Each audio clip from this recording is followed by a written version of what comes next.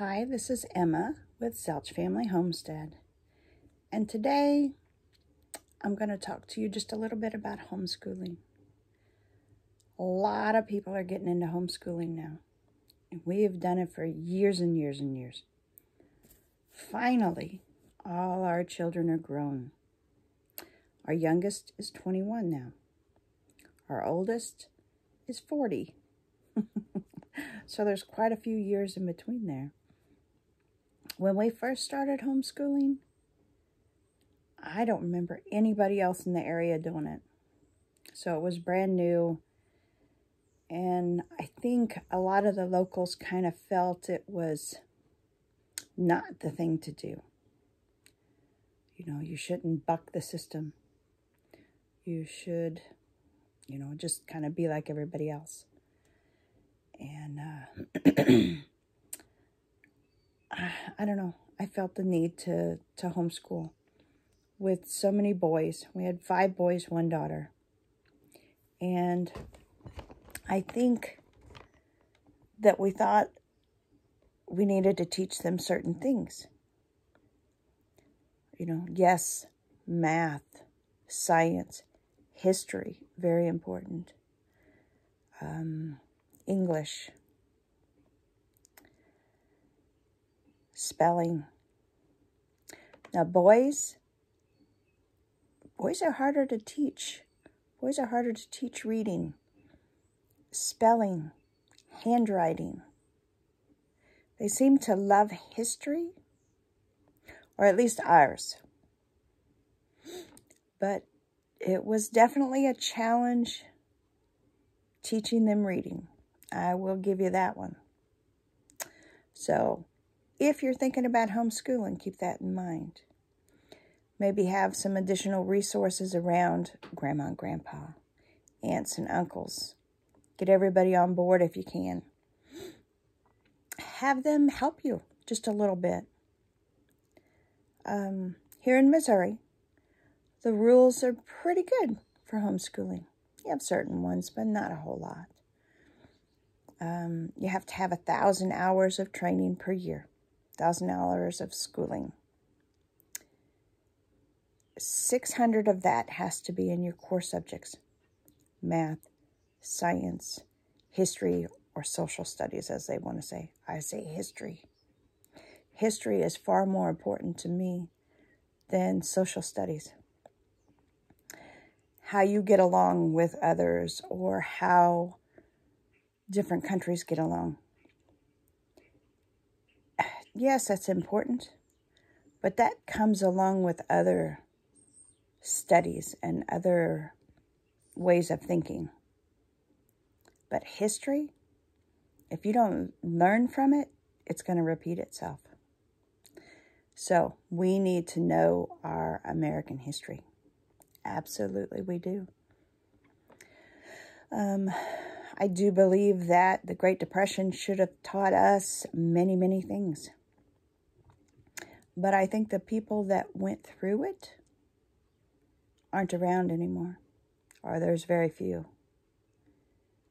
And I don't know that the younger generation realizes how bad it can be. I think a lot of the entitlements today are going to get us in trouble tomorrow. I think a lot of the handouts today will get families in deep trouble. I really do. So, study your American history. Push that. That's a big deal. Have the children read on it. So, okay, enough about history, I guess. But just remember, have your resources in place. Curriculums. We tried many. Like I said, getting the boys to reading was a challenge. So for me, anything that they could pick up and show an interest in was the thing I wanted them to study. Anything. You pick it up, you show an interest, you're going to work harder at learning about it. So if you're learning about it, you're reading about it, you're studying about it. that's all good. Okay, I got sidetracked on American history. I tend to do that sometimes. I just get sidetracked and just get to talking. But it feels like it's getting easier to talk to you all now. So, 1,000 hours of study. Keep track of it. Even if it's just on a regular calendar, write down, yes, we had schooling this day. Put a check mark by that child's name. How many hours?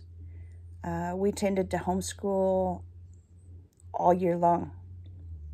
But we only did it for a shorter amount of time. You know, if you're doing it every day, you don't have to do English for an hour a day every day. Do it for like 15 minutes, 20 minutes. And that can be, you know, as much as doing different workbook sheets or reading about the diagramming sentences if that's what you want to learn about that day. Or going to the grocery store with mom or grandma and reading the ingredients in packages. Yeah, we did a lot of going to the grocery store. You can do math. How many ounces is in this package of bread? How much per ounce does that cost? Now, I know sometimes, like if you go to Walmart, it'll tell you that on the shelf if you look at the little label. But if you challenge your child to figure these things out, they'll learn a lot more. All right. So 600 of those 1,000 hours have to be in the core subjects. English or spelling, handwriting, history or social studies, science, math. The other 400, and of that, 400 of those has to be at your homeschool location. So generally your house. We have a little one-room schoolhouse here, a little log cabin. It's just lovely, full of all kinds of homeschooling books because, you know, we did it for 30-something years. That's a lot of curriculum to collect. Mostly, we tried to use our local library. And we would use books I would find at garage sales or resales. You know, somebody picks up a brand new book, reads it a time or two, and they're done with it. They pitch it aside, set it aside, sell it on a yard sale. So you come along and you scarf that book up, that's valuable information. I would say if you can get a set of encyclopedias, an older set, like pre-1960s, you can get one of those. Do that. Valuable information in there. Lots of reading, lots of figures, lots of everything in there. Lots of information. Science, history, English, math. You can use it for whatever. You'll have a lot of the, probably the rules for dealing with English in there. In a dictionary, get you a real good, big, older, thick dictionary. You will have so much information in that one book. Clyde was overseas in Africa, and he had seriously thought about taking me and the kids and bringing us over there so we could experience life there. Now, this was when we had probably 4 of the kids still at home. So 4 boys. We decided against going over there, which I'm glad we did. It would have been quite the experience. But while we was thinking about it, I started thinking, we homeschool the kids. How am I going to get all their things over there to study? Because I'm not going to have the resource of the library there. You know, you can't just go every week and check out a new book. So what books am I going to take? I had a few. The particular book that I wanted to bring and wanted to make sure it didn't matter what else I would bring, I was going to bring this one. And it was a dictionary. It was a big, thick dictionary, like this thick, like, I don't know, 5 or 6 inches thick. So it was filled with a wealth of information. Find one of those. Even if your kids are little, you won't use it yet, but you will use it later. Yeah. Just thumb through it. Even address and envelopes. Information like that is in there. There's just a ton of information. It would be wonderful for you and for your family. Field trips. We did a lot of field trips. You can turn anything into a field trip. Most anything. Go take a drive. We did a lot of that. Just hopping in the van and going for a drive. Not quite sure where you're going to end up. But you could stop at a field and inspect the flowers, that are growing. What kind of flowers are this? There's your science. Study your road signs. Directions. With so many boys, we made sure that we was always on them. Okay, where are we? What direction is home? If the car broke down right now, or if we was involved in an accident and mom and dad couldn't tell somebody where we are, how would you tell them? How would you tell them to find you? Now, that's after we had a cell phone. When we first got married, we didn't have cell phones. We didn't have internet. Oh, my goodness. Isn't that something? Yeah.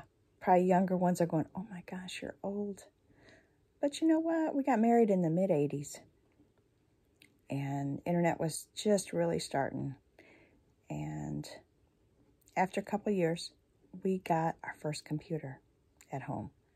And it was this big old boxy thing for the monitor, looks like a little TV, but bigger. And then we had the big old tower for the computer. And when you turned on the internet, it had to connect to the phone line, and it did the sound. You remember that sound? I can't make that sound, but if you remember when the internet first started, you will remember that sound, and that will bring back memories, where you was, what you was doing at various times whenever you turn the internet on. Yeah, I remember we were in Louisiana. Clyde was stationed in the Air Force. He was down in Shreveport. That was something else.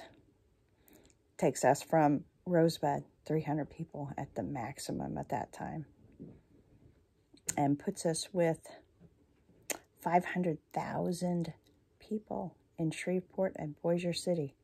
Oh my goodness. I had never really been away from home. We took a trip on our honeymoon, went to Memphis, and that was quite a trip. Yes, it was. We had never driven so far. It was an event. So anyway, I'm wandering again, ain't I, with my thoughts. But okay, that's all right. I like talking to you. Now, let's see, where was I? I think we was talking field trips. But see how you can just turn anything into a field trip. Go to Grandma and Grandpa's. Talk to them about how life was when they were little. That's very important. Someday they won't be here. And you want to know what their life was like. Ask them what you can do for them. Are there things that they need done around the house? That could be chores, also part of school.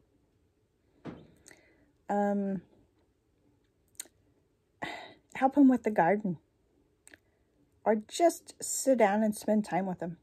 If the kids are little, have them read stories to them. Or just tell them stories. That information that you will gain from Grandma and Grandpa is so valuable. It just is. It may not seem it, and Grandma and Grandpa may not think so at the moment, because it's just everyday life. But when they're not there, you're going to miss it. If you can capture some of that on video, which is also part of what I'm doing these videos for. Clyde and I are getting older. Now, Clyde has a birthday. Tomorrow is his birthday, actually. He'll be 58. And we won't be here forever.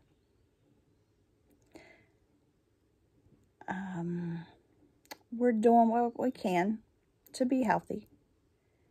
And that's what everybody has to do.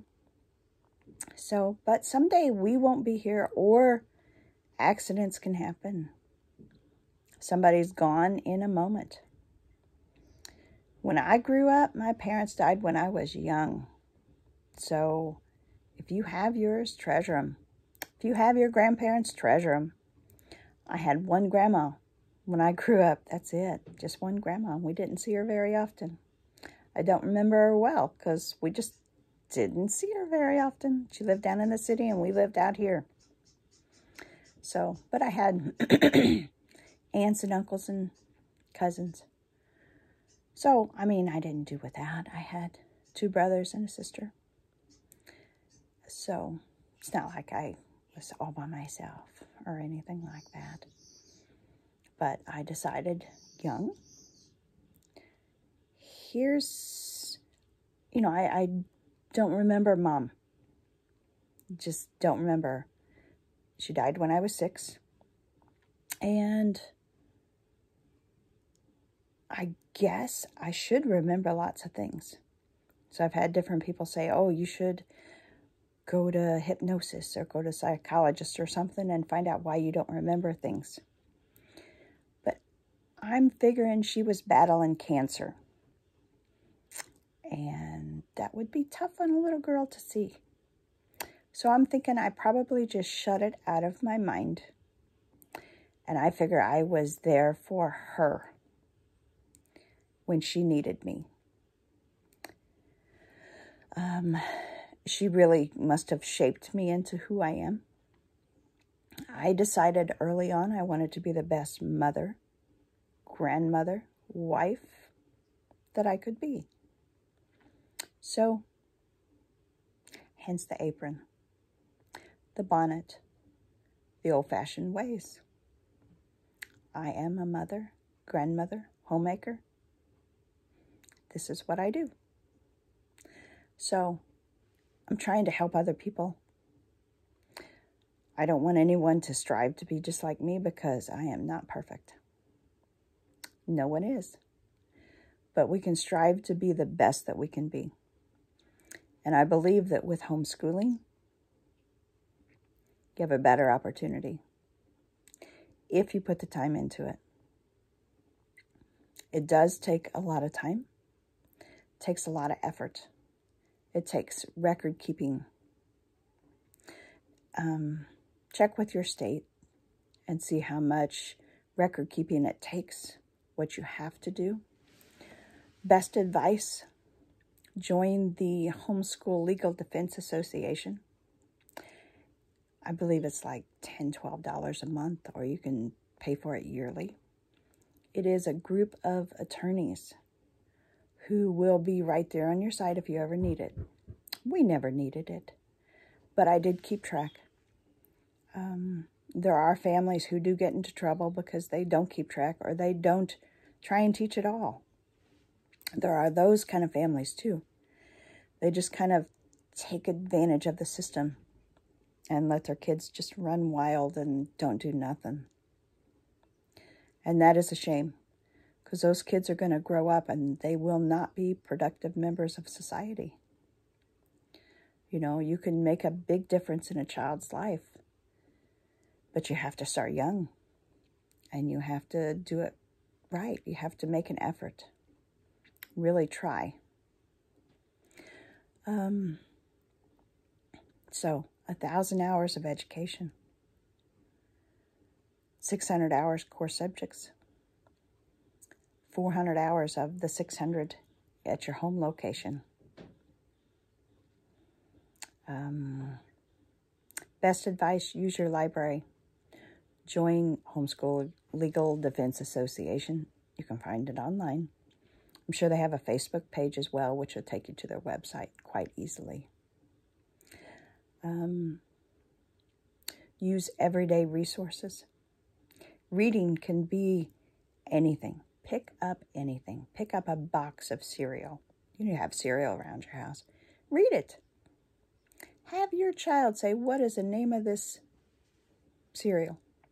What's the ingredients? Are those ingredients good for you or not? Does it start with sugar? Because if it does, it's probably not good for you. Our parents and grandparents did not eat near the sugar that we do. We are just about to be cutting a lot of sugar out of our menus. Now, we didn't use as much as most people. But I think when my husband grew up, he didn't eat a whole lot of sugar. So when we got married and he could have anything he wanted and have me make anything he wants, he kind of goes overboard with that. And he works very hard, so he works off a whole bunch of that. But as we're getting older, I think it's going to catch up with him. So I'm thinking I'm going to change how we do that. Homeschooling gives you such an opportunity to stay at home with your children. You're not going out to eat, so you're not spending that extra money. Kids can help you cook, so you get a little bit of extra help with that. You don't have daycare expenses. You don't have expenses for work clothes, gas money, a second car. There's so many ways that you can save money just by homeschooling. If you can find a co-op or start a co-op after you've been doing this for a few years, great idea. Great idea. I tried to start one around here several times. It just seemed like, I don't know, either people weren't interested in a co-op or maybe our kids were a little wilder than others at times. With boys, I don't know. And the boys would say, oh, we don't click. We don't click with those kids. Okay, well, that's all right.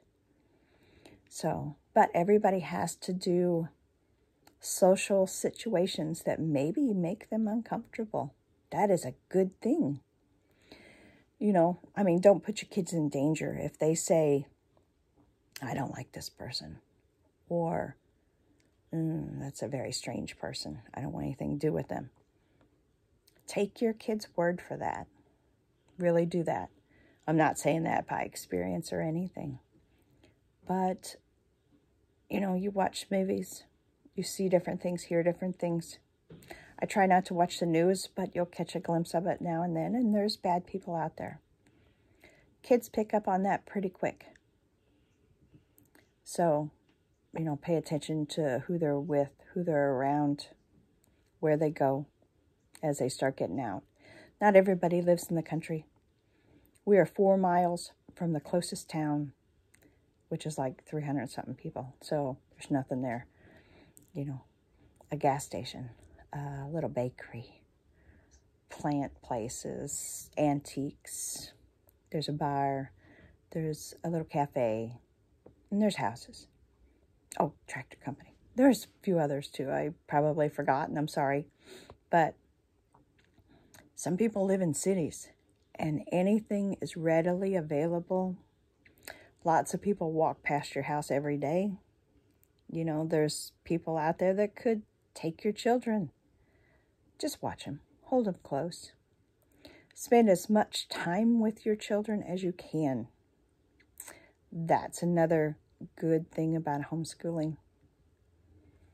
A lot of, I don't want to say a lot, some women enjoy working, and that's great. That's great. But I think they're going to miss the time that they could have spent with their children. But maybe they feel like they need that time away in order to be a better mom, more caring, not cranky person in the evening. So if that's what they need and that's what they want and they need more money. Maybe they just need more money for the family. That's okay too. You can do things from home. You can watch other children. Hard to do when you're homeschooling. You could bake a few things. You could raise chickens and sell eggs. There's lots of things you can do to make a few extra dollars and not have to work outside the home. You know, if your family's able to, I think that's wonderful. And whether it's the mother or the father staying at home, doesn't matter to me. In our house, it's me staying at home and Clyde going out working, because we're very old-fashioned. So, you know, that's just the way we are. But it gives you extra time with your children. You kind of get to shape them into who they are. Now, kids can grow up and totally be different than what you taught them. That happens too. Just because you try really hard doesn't mean you're going to turn out perfect children. None of us are perfect. So remember that when your child maybe says something or does something now, today, or tomorrow, or later on in life. Or if you make some stupid decision and do something dumb or say something in the heat of anger, try not to do that.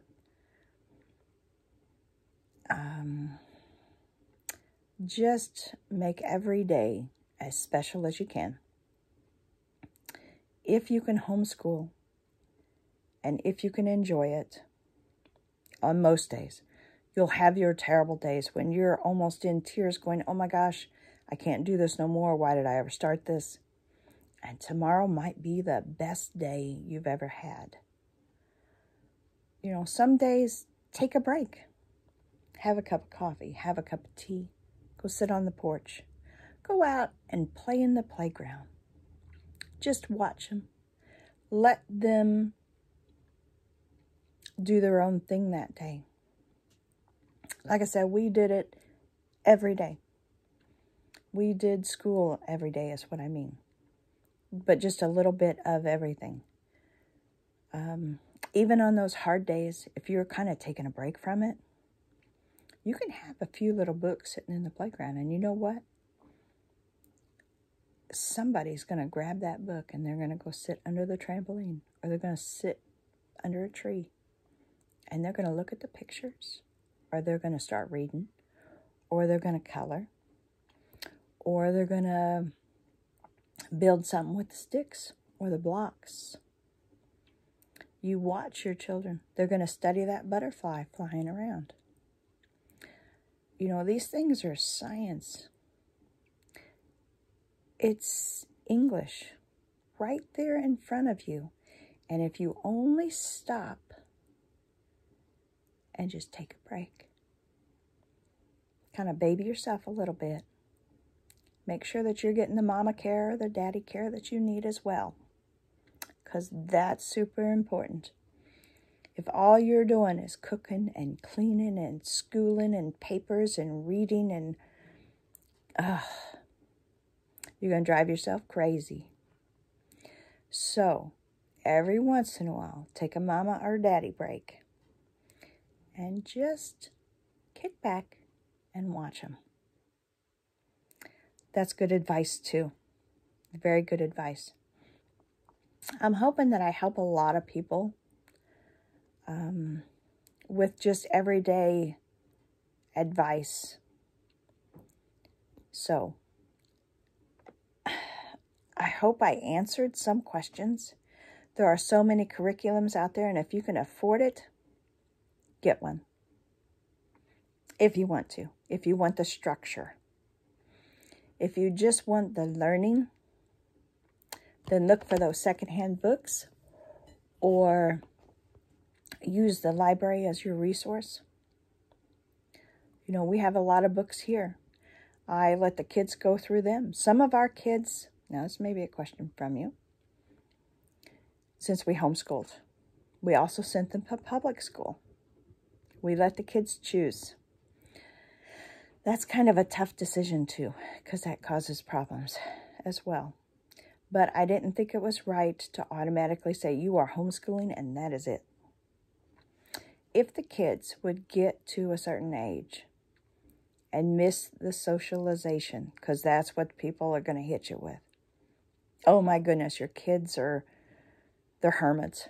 They need to get out. They should have more socialization with other kids their age. Well, have you seen a lot of kids their age? They're not all good. I don't know that you really want your kids associating with all the kids. So our kids do very well with older people. They always have. They always have. You put them with kids the same age. Now, I probably did this to them by homeschooling. Put them with kids their own age, and they have a harder time. Now that they're older, they're fine. They can talk to anybody. They can handle social situations. But back in the day, they had a harder time. Because they wasn't around other kids unless it was cousins or maybe another family here and there, that kind of thing. But they were around older people because we would pack up and go to Silver Dollar City on off times. There's older people there because the other kids were in school. They would talk to people. We'd take them to the restaurant. We'd take them to the library. And like I said, there wasn't a lot of other kids homeschooling when we started. Not in our area anyway. So it was a lot of adult-child interaction. So they got very well dealing with other people, but not other children. So try to make sure that they get some of that, but you can control more of that and know who they're with. I think that's very important because you don't want to just let them run amok or whatever you would say, run around. You want them to grow up to be a good person. I hope all our children grow up to be good. I really do. But like I said, you can try and try and try, and maybe they do and maybe they don't. But you try your best. Homeschooling. And if you decide homeschooling isn't for you, there are lots of private schools. Some are very expensive, and maybe you can't afford them. Maybe you can. Go ahead and do that. I got to swish something away. And if you can afford a great private school and don't feel the need to homeschool, to spend time with your children every day, that's good. Lots of people enjoy public school. We have about half of our children homeschooling and half of them not. And they go to public school. So I don't know what to tell you. Each family has to make that decision on their own. Try to have both spouses on board and contributing.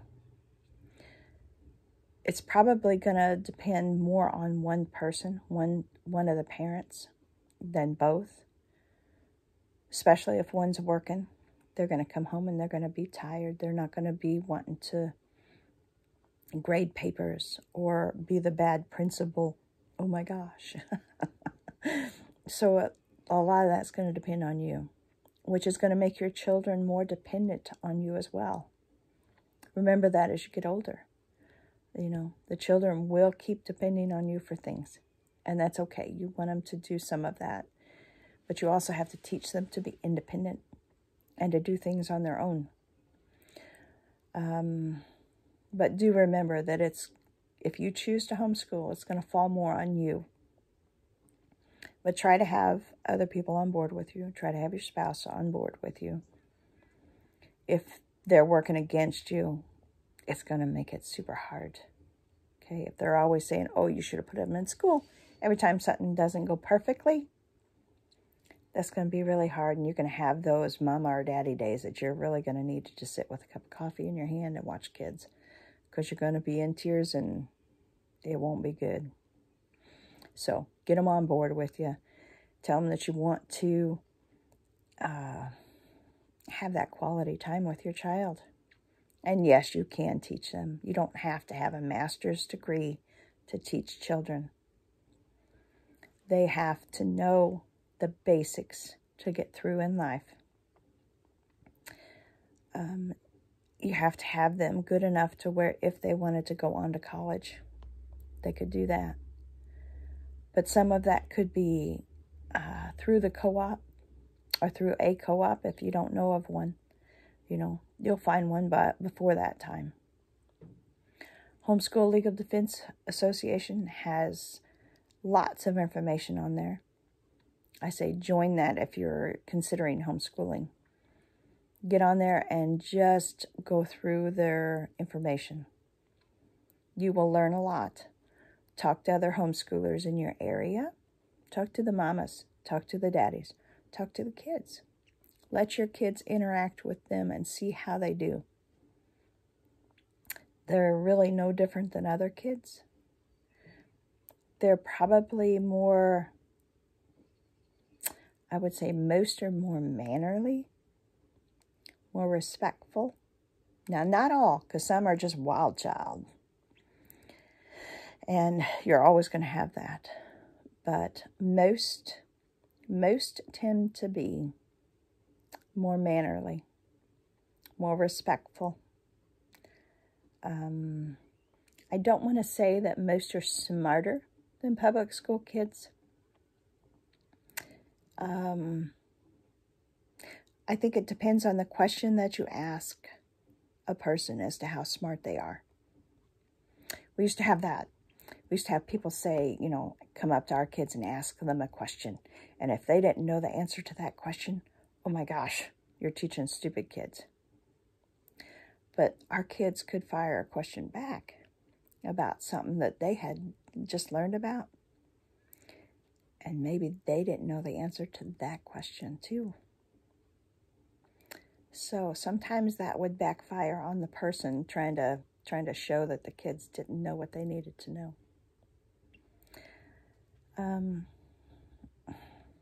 You're always going to get people, some people, that don't believe you should homeschool. And there are some people who should not. They don't have the time. They don't have the energy. They don't have the inclination to do anything. And that would not make a homeschool educator of any worth, you know, because you have to really try.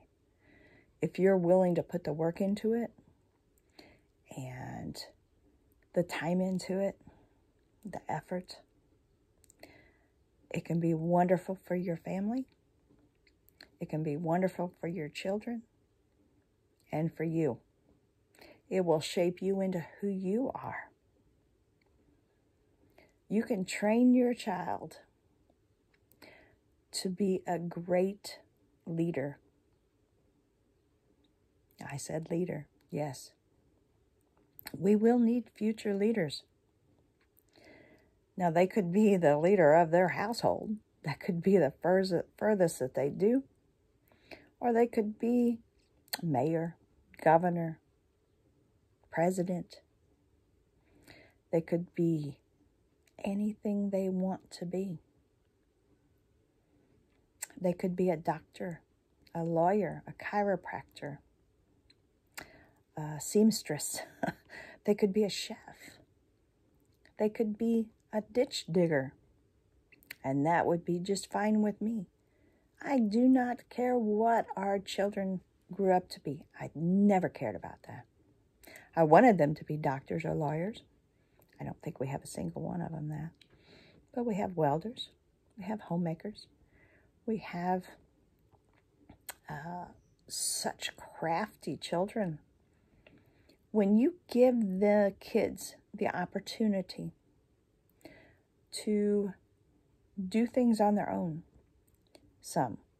to learn things on their own, they're going to study about things you never thought of. Now, I make homemade lye soap. I do that. I've done that for years and years. My son beats me out on that every time now. He is so great at that. You know, there's so many things that kids can do. And if you just give them the opportunity. So my vote is, if you're thinking about homeschooling, you're kind of on the fence, do it. Try it. You can try it a year, but I would say give it a full year. Give it a couple years. See what you think. The first part of it is going to be a learning curve, and it is going to be strange. It may click right in there, and you might go, oh, I love this, and it depends on the kid's age. Kindergarten, preschool, oh, easy peasy. 3rd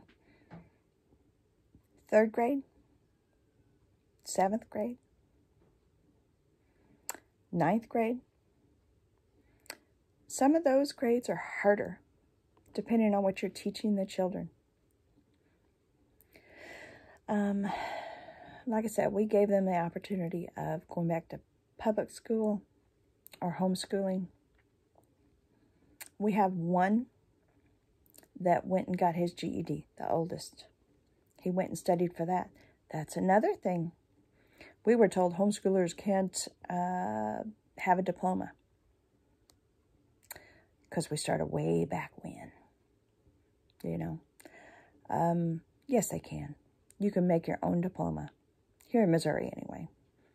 You check with Homeschool Legal Defense Association as to how your state rules are. But you can make your own diploma. You make your own transcripts based on what you taught. But our oldest, he wanted to go into the military. So he went into the National Guard. So he went and got his GED. And that took him a little bit. Because a GED, I was told, used to be much easier. They have made it harder to where even children that go through the entire high school system in public school cannot pass that GED test. So they're making it rough for homeschoolers, or rough for children who quit school and then want to return. That, to me, is a shame. I wish they wouldn't do that, but they did. That, to me, is a king of the hill syndrome, and I do not like that.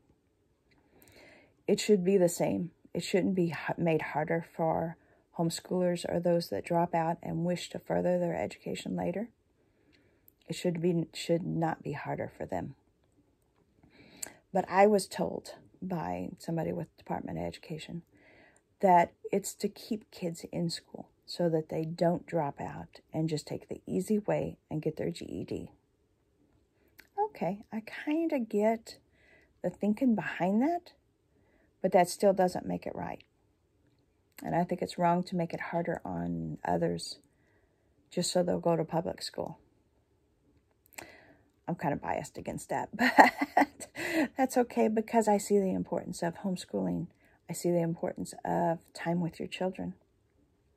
You know, there was none of this most of the time. You know, when the kids were homeschooling, there was none of this. I cannot wait for the kids to get back into school after spring break or Christmas break. They're driving me crazy at home. No, they might drive me crazy at home, but go outside. Go outside for a while. It's time for recess. Mama needs a cup of coffee. You get that too. Yeah. Be prepared for the neighbors. They could cause problems for you, so be kind of watchful of that. The neighbors might see your kids playing in the middle of the day and go, oh, she's not teaching them nothing. You know you are. You know you've got records showing it. So you're doing right, Mama. It's okay. It's all right. You let that little baby go out and play. You know, well, not baby, because they're not going to be outside by themselves. But you let your child go out in that fenced-in yard and play on the swing set some. That vitamin D is so helpful, so wonderful for them. And that neighbor can just kind of keep to their own. And if they don't, then you got the Homeschool Legal Association behind you. We never had to use it. Not ever. I asked them a few questions about the diplomas and about military entrances.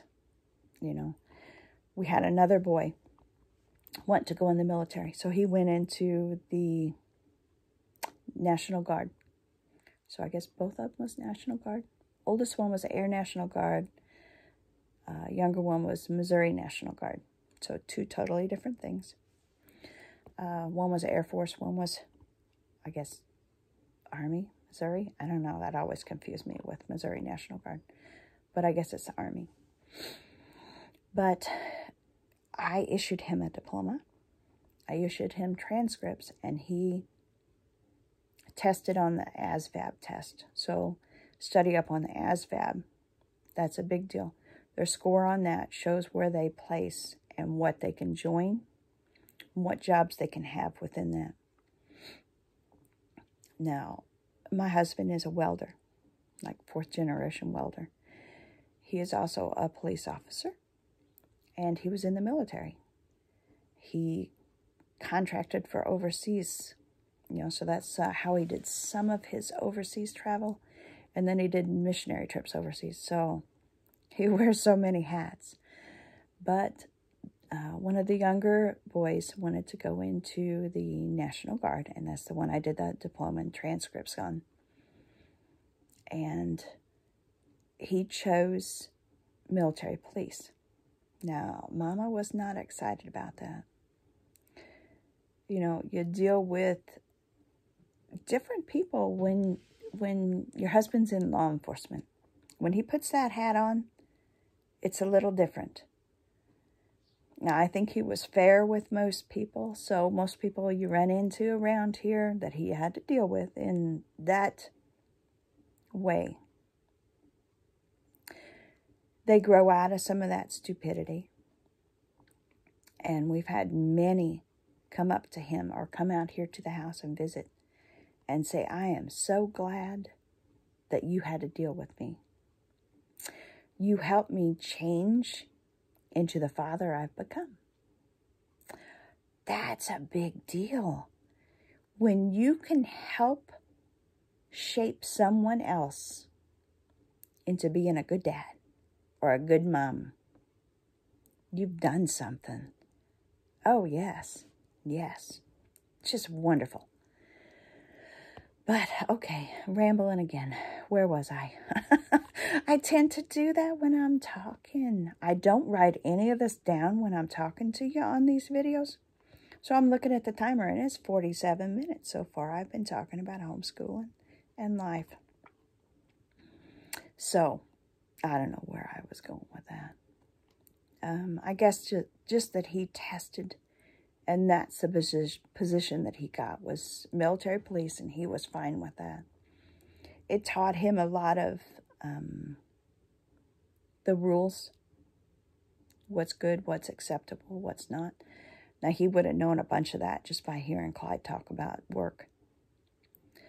Clyde was pretty good about, unless the boys asked, how was your day? He hung that hat up, and that was it. We didn't have to deal with what bad guy he had to chase, what car chase he had. He caught bank robbers.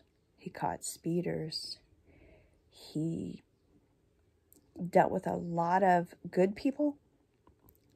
Stop and give him a warning. He liked to do that. But he also dealt with a lot of crazies. And I just did not want him bringing that into the house. If he wanted to do that, that was fine. And I think it's admirable.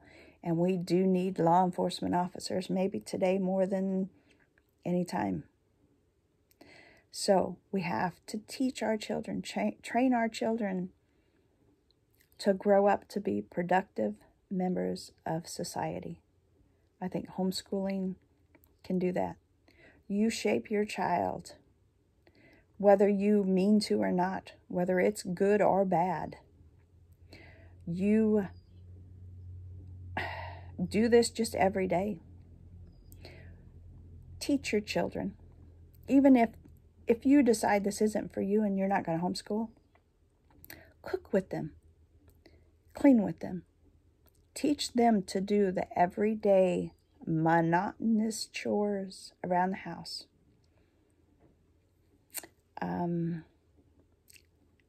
Teach them how to read a tape measure.